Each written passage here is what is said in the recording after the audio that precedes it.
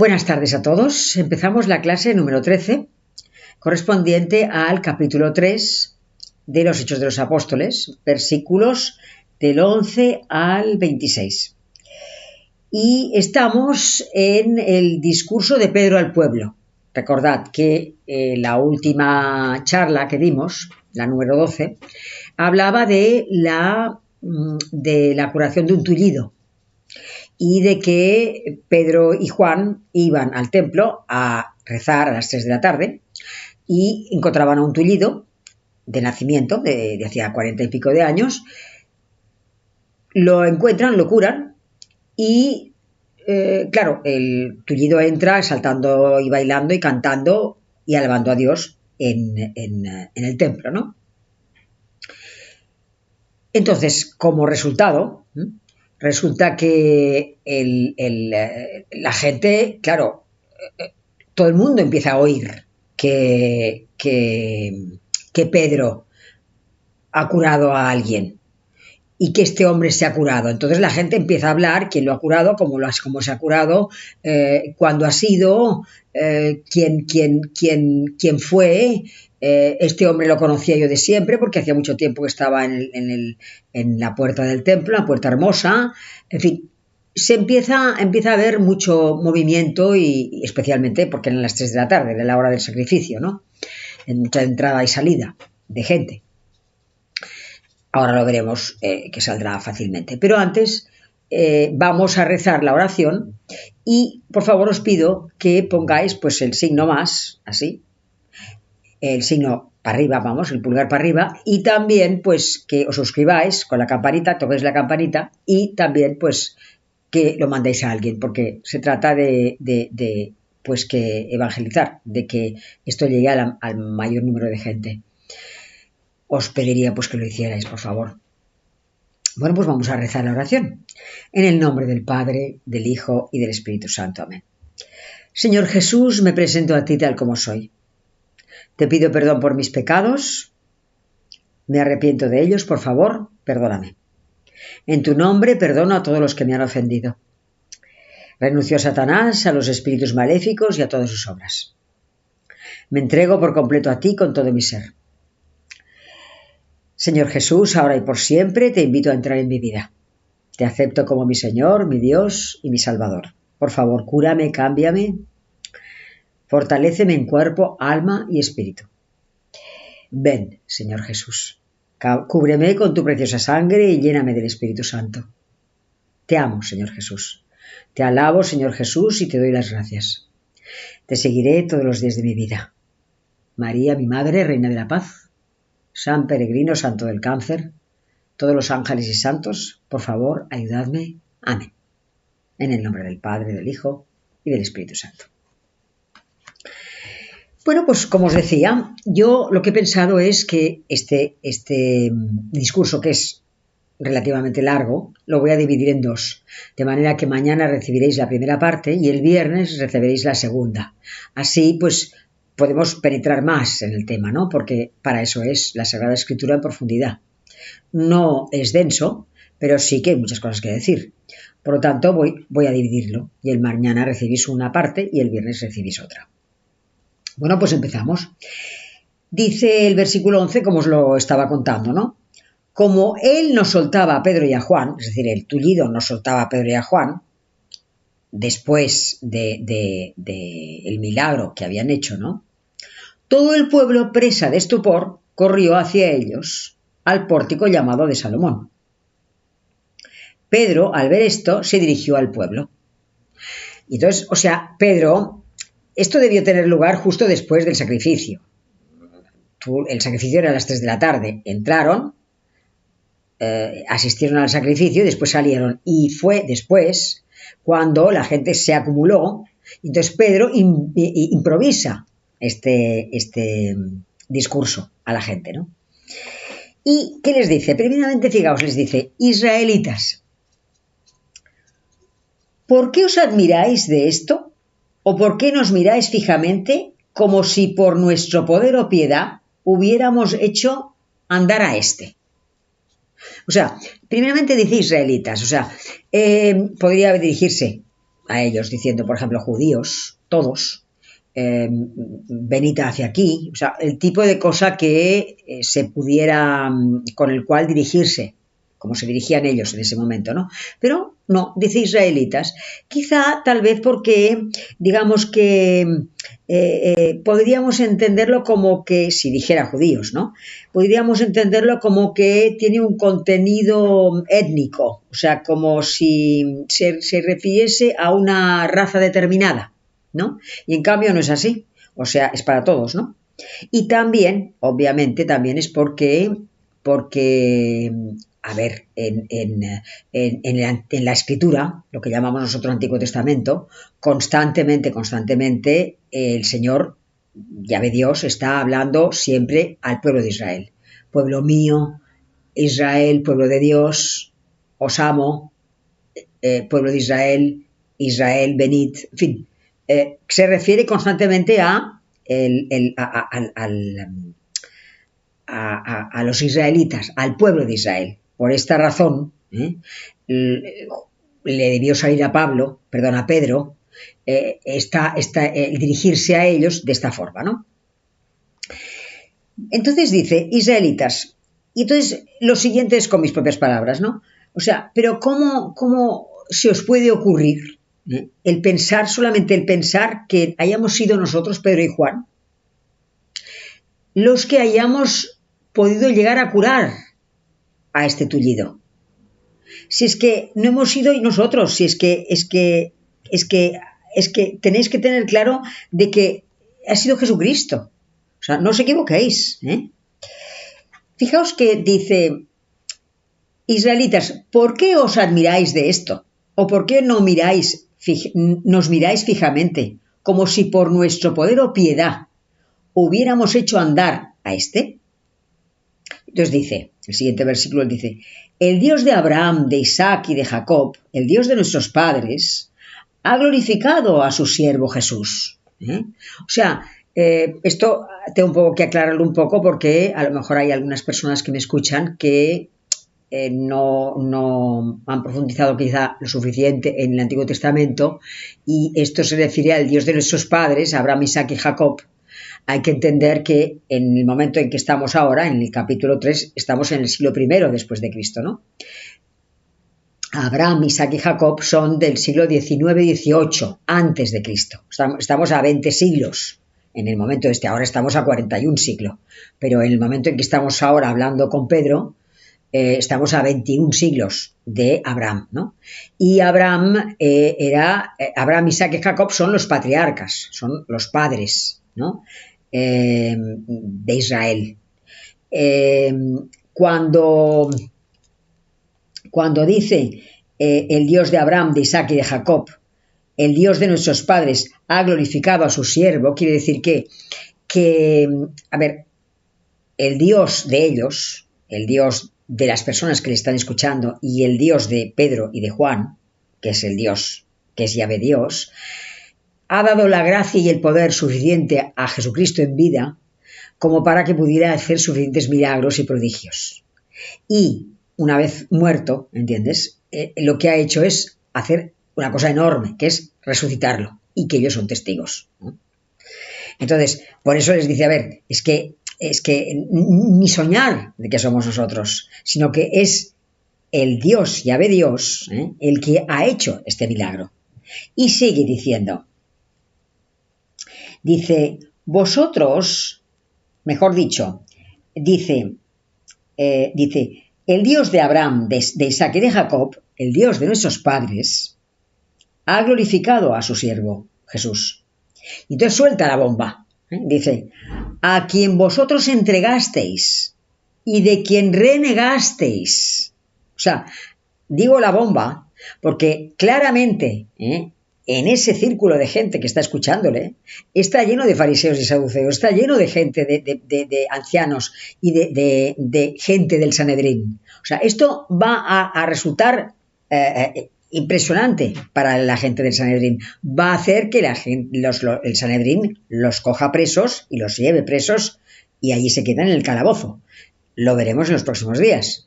Pero que se atreva a decir, vosotros renegasteis vosotros renegasteis a quien vosotros entregasteis y de quien renegasteis, dice. De quien renegasteis,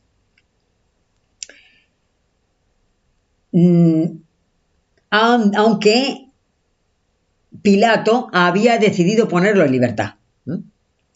Y luego sigue, otra vez, insiste otra vez, y dice, vosotros renegasteis otra vez del santo y del justo, y pedisteis que os dejaran en libertad a un asesino. O sea, aquí esto es muy importante en el sentido de que veréis en las Biblias, en todas las Biblias, que la palabra santo y la palabra justo están en mayúscula. Porque claro, dice, vosotros renegasteis del santo y del justo. O sea, que llama justo y santo a Jesucristo, ¿no? Santo, en el Antiguo Testamento, es una persona a quien Dios elige para anunciar la salvación. Esto es santo. Y justo es alguien, bueno, esto es fácil, ¿no? Alguien que sigue pues con fidelidad a Dios, ¿no? El camino que Dios le va indicando a lo largo de la vida. Y Jesucristo era eso, ¿no? Santo y justo. Entonces dice, por eso dice, vosotros renegasteis del santo y del justo y pedisteis que os dejaran en libertad a un asesino. Entonces, para entender un poco más esto, para refrescarlo un poco más, vamos a ir al Evangelio de, si no me equivoco, de Mateo, capítulo 27, versículo del 11 al 26. Mateo 27, del 11 al 26, en la que aquí os explica lo del criminal, ¿no? A ver, situémonos, estamos en Jesús está delante de Poncio Pilatos y Poncio Pilatos le pregunta, ¿eres tú el rey de los judíos? Y él contesta, tú lo dices. También había rondando por allí, dice, sumos sacerdotes y ancianos. Bueno, eran gente del Sanedrín, perteneciente al Sanedrín, ¿no? Pero él no les hablaba a ellos, o sea, no les contestaba cuando le preguntaban. Claro, Poncio Pilato estaba muy, muy sorprendido porque no entendía por qué no contestaba a las preguntas de la gente de su propio pueblo. Entonces dice, hay que saber una cosa aquí, ¿no? Que había una costumbre que los romanos, cuando invadieron el país, respetaron, ¿no? Que era la de que cuando una vez al año, por la fiesta de Pascua, no por la fiesta de los tabernáculos ni en la fiesta de Pentecostés, solamente en la fiesta por Pascua, se liberaba a un cautivo, uno que estuviese en la cárcel, ¿no? Entonces, ellos respetaron esta digamos, costumbre que ellos ya tenían de siempre, ¿no? Y la solían aplicar, ¿no? Entonces, por esta razón, dice, tenían a la sazón un preso famoso llamado Barrabás, y cuando ellos estaban reunidos, les dijo Pilato, ¿a quién queréis que os suelte? ¿A Barrabás o a Jesús? Pero los sumos sacerdotes, dice, y los ancianos persuadieron a la gente para que pidiese la libertad de Barrabás y la muerte de Jesús.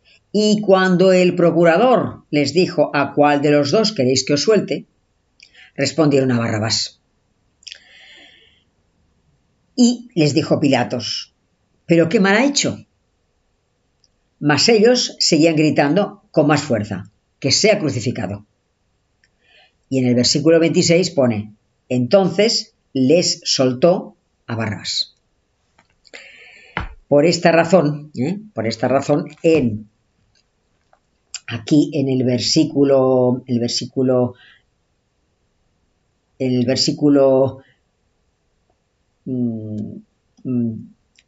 14, si no me equivoco, dice, vosotros renegasteis del santo y del justo y pedisteis que os dejaran en libertad a un asesino.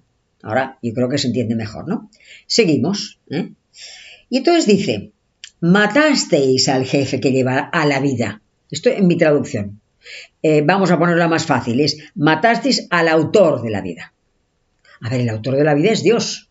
Entonces, lo que está diciendo Pedro es que a Jesucristo, al cual mataron, era Dios. O sea, ya no habla de renegasteis o entregasteis, ahora dice que matasteis al autor de la vida, a Dios. Claro, es fuertísimo, o sea, no puede ser más recto, más directo, cuando les dice esto. Fijaos que también para nosotros es una lección esto, porque nosotros tenemos que dar testimonio exactamente igual. O sea, cuando venga, cuando sea posible, en el momento en que consideremos adecuado, cuando Dios nos lo inspire, sin miedo ninguno, hay que decir en un momento, oye, que es Jesucristo el que salva. Es Jesucristo solamente el que nos llevará a la vida eterna. Porque Jesucristo es el camino, la verdad y la vida. O sea, nos salvaremos a través de Jesucristo. Es Jesucristo el que salva. Esto es para nosotros, O sea, para que podamos dar el mismo testimonio que dijo Pedro, que dio Pedro, ¿no? Bueno, pues vamos a seguir. Entonces, fijaos que lo siguiente vuelve a decir, pero Dios le resucitó de entre los muertos, y de esto nosotros somos testigos. Y entonces al final dice, y por la fe en su nombre, este mismo nombre ha restablecido a este que vosotros veis y conocéis. Es pues la fe dada por su medio la que le ha restablecido totalmente ante todos vosotros. O sea, fijaos que aquí hay una cosa interesante para que tenéis que saber, que yo, bueno, lo repetiré varias veces, lo iré repitiendo, pero es bueno que empecéis a saber que en lenguaje bíblico el nombre equivale a la persona. Entonces, esto era así en la época, ¿no? Entonces, claro, cuando dice, y por la fe en su nombre, es por la fe en el nombre de Jesucristo, este mismo nombre, o sea, Jesucristo, ha restablecido a este que vosotros veis y conocéis. Es pues la fe dada por su medio la que le ha restablecido totalmente ante todos vosotros. O sea que quede claro que lo que cura al tullido es su fe, es la fe en Jesucristo. Es que Pedro lo ha mirado, lo ha visto y ha visto que tenía suficiente fe como para ser curado. Entonces, recordemos que la fe es un don, pero que se le da a todo el mundo. Lo que pasa, que la fe hay que cuidarla y hay que cultivarla, porque si no se cultiva y no se cuida, la fe se va perdiendo, se diluye, se pierde. Y esto es algo en lo cual nosotros los cristianos fallamos y fallamos con grandes consecuencias, de hecho, con grandes consecuencias, porque no cuidamos la fe.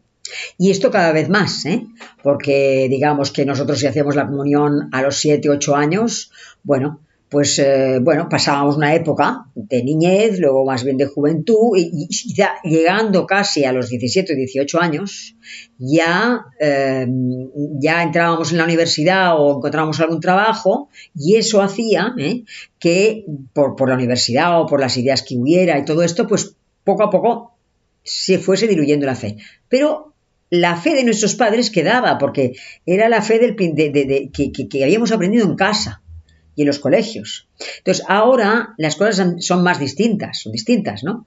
Incluso los niños hacen la comunión a los 9 años y hacen menos niños la comunión, pero los que lo hacen, la hacen. Pero luego, después de hecha, hay niños que influyen a otros niños porque los padres no creen, por ejemplo, y entonces, pues, incluso ya a los 11 años y 10 años se está hablando entre ellos de que, pues, Dios no existe. O sea, no existe, porque tú, ¿por qué crees tú? Si Dios no existe para nada. Esto ya a los 11 años, ¿no? Entonces, es importante que la fe que nosotros hayamos adquirido ya desde niños, si es posible, enseñar a la gente, a los niños pequeños ya, y vigilar, sobre todo vigilar, porque a estas edades se adelanta, digamos, adelanta el hecho de que vayan perdiendo la fe antes de lo que la perdían la gente. Entonces, lo que hay que hacer es vigilar a los hijos y si los padres no les han enseñado, a lo mejor pues tienen una abuela o una amiga o alguien, una tía, alguien que ellos les suene el rosario o les suene pues que Jesucristo es Jesucristo, aunque sepan poco, para que luego, poco a poco, a lo mejor Dios les toca el corazón y pues cuidan esa fe y la cultivan, porque si no pasarán muchos años antes de que la vuelvan a cuidar y cultivar, si es que llegan a ello, porque la fe es un don que se da, pero también se pierde. Aquí lo que están diciendo claramente es que, a ver, que es la fe del tullido, como he dicho antes, la que hace que el tullido se cure. Recordad que en el capítulo 4 de San Lucas, Jesús, cuando empieza la vida pública, se va a su pueblo, a Nazaret, que está en Galilea, que es la provincia menos poblada. Era un pueblucho, debía tener unos 200 habitantes y es que llegaba, o sea que se conocían todos entre todos. Cuando él llega a la sinagoga, abre el rollo y en la misma sinagoga y lee lo que le corresponde leer aquel sábado y lee aquel pasaje de Isaías, lo lee y luego dice, pues en resumen, viene a decir, todo lo que pone aquí Isaías, esto se me puede aplicar a mí. Claro, la gente que le escucha, como todos le conocen, le han conocido de pequeñito, dicen, pero este no es el hijo de José y de María, es el hijo de la prima y de este, no tiene hermanos, ¿no? Sus hermanos no son tal y tal. Ya sabéis que hermanos, ellos no tenían la idea de primos hermanos, primos segundos, tía abuela, tía valenciana, todos eran hermanos, es decir, todos pertenecían a la misma familia, por eso dicen hermanos. Entonces se pusieron tan enfadados diciendo que cómo se arrogaba el poder de decir que Isaías, lo que decía Isaías, eso se podía aplicar a él, que incluso le quisieron tirar por una montaña. Y allí el texto te dice, no pudo hacer muchos milagros porque no tenían fe. O sea que, en resumen, lo que hay aquí es que el paralítico, perdón, el tullido cura por la fe suya. Bueno, pues vamos a dejarlo aquí para que podáis disfrutar de esto que os he explicado y podáis profundizar. Y el viernes recibiréis otro vídeo explicando la segunda parte. Ahora vamos a rezar Dios te salve María. En el nombre del Padre, del Hijo y del Espíritu Santo. Dios te salve María, llena de gracia. El Señor es contigo. Bendita eres entre todas las mujeres y bendito es el fruto de tu vientre, Jesús. Santa María, Madre de Dios, ruega por nosotros pecadores ahora y en la hora de nuestra muerte. Amén. En el nombre del Padre, del Hijo y del Espíritu Santo. Hasta la charla siguiente, si Dios quiere.